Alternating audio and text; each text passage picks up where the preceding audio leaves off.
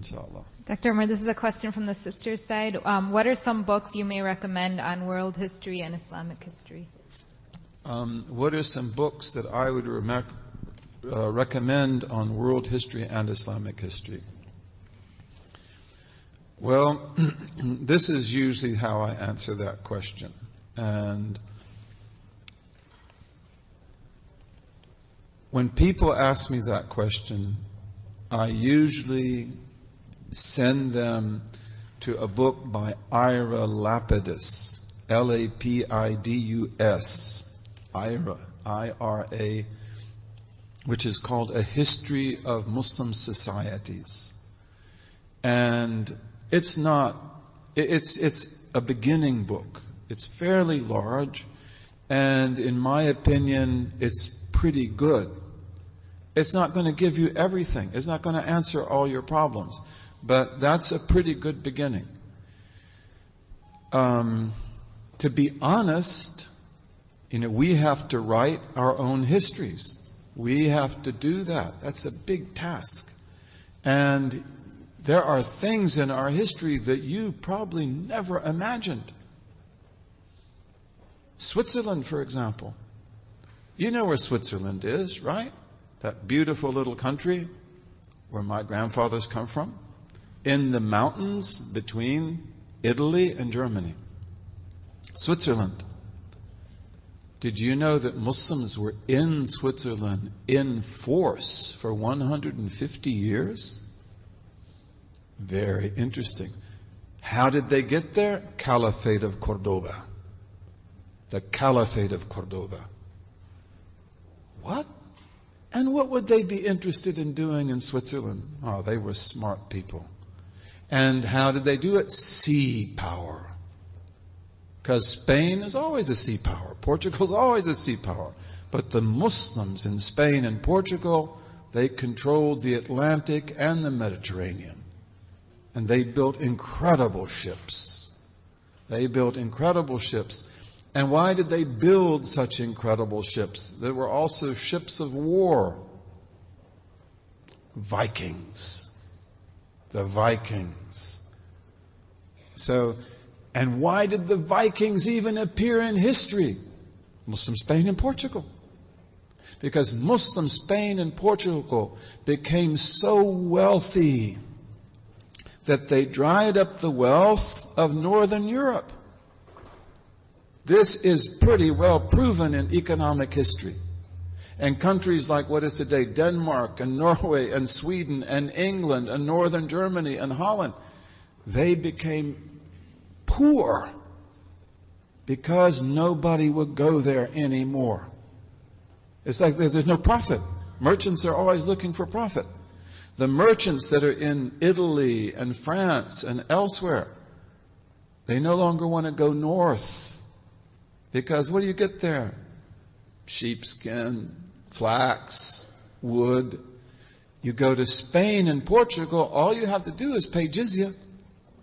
You pay the jizya and you're protected by the state. And then you get gold and silver and silk and oranges and lemons and everything in the world. It's really amazing. This is true. And I could even tell you, because you had people at the University of Michigan who were the masters of this. I don't know if the one in particular is still alive. His name is Ehrenkreuz. Is he still alive? Professor Ehrenkreuz. He was one of my companions. He was the person who worked on this. Okay, so this meant the Vikings have to come out. And the Vikings, you probably have seen movies about Vikings. Those are usually exaggerated. But the Vikings will come out. Where did the Vikings first go? Lisbon, Portugal. Great Muslim city. Great Muslim city. And they sack it because Lisbon had never been protected from the Atlantic because of the fact they didn't have any enemies on the Atlantic. And they sacked Lisbon, and they took out of it tons of goods and women and children as well. And then they come down to attack Seville. These are all Muslim cities, Muslim ports. And the caliph at that time, his name was Abdurrahman III. he said, he was building the Mosque of Cordoba.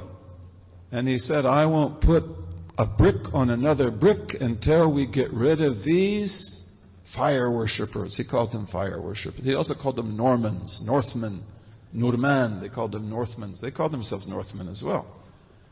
He said, I won't do, he said, stop the mosque. He said, we will fight these people. We will defeat these people. We'll teach them a lesson. You don't do this to our cities.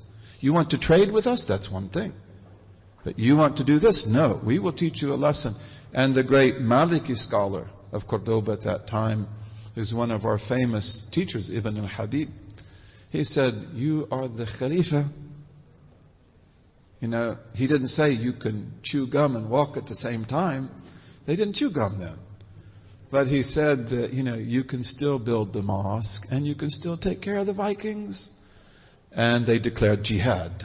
And in 100 days, the Vikings were finished. Finished. And they were punished. And many of the Vikings became Muslims. And they were settled in Spain in a city that I visited called Jerez de la Frontera. Jerez de la Frontera, which we called in Arabic Sheresh. And it always remained a Scandinavian Muslim city. And there were Vikings in Denmark as well. And ambassadors went to Denmark to see who are these Vikings and how do they fight. Because they have these really fast ships that they use to attack. But what do they do with the women and children? Because they take lots of women and lots of children. We have to ransom them. In Islamic law, you must ransom the prisoner. All the women and children they've taken off to Denmark. We've got to get them back. This is also why the ambassador is going. We'll pay you gold. We'll get them back. But give back our children. Give back our women. Okay, so they go there. But also they go there to learn who are these people. And how do they fight? And one of the things they learn is that they have war boats. That's what you see in the movies, right? But they have barges. And the barges are where they put the women and children. The barges are where they put the gold and silver. Okay, so this means that they are actually not so, that they have vulnerability. Because the barges don't move very fast. And that means that they have to always protect their barges at sea. And so they say, then this is the way we'll deal with the Vikings. We will build ships that are as fast as their ships. And our ships will have cannons on the front, which they call nefalta. Nefalta means naphthalene cannons. They're cannons that use gassy oil. And you put fire to it and it explodes and it shoots out a ball of fire. And it will burn up their ships. And then on the back, we will have archers with crossbows and with regular bows. And if you want to look at, you've seen how samurais have made swords? Samurai sword is incredible. We made swords that would have competed with that.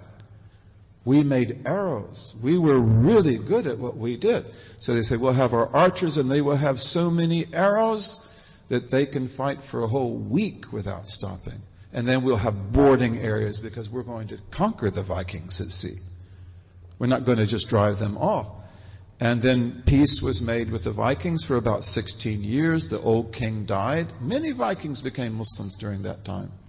The old king died. The new king said, the old king made the treaty. I didn't make the treaty. I don't agree. And so he came back, to maybe attack Lisbon and Seville or other cities. There are lots of cities in Spain and Portugal.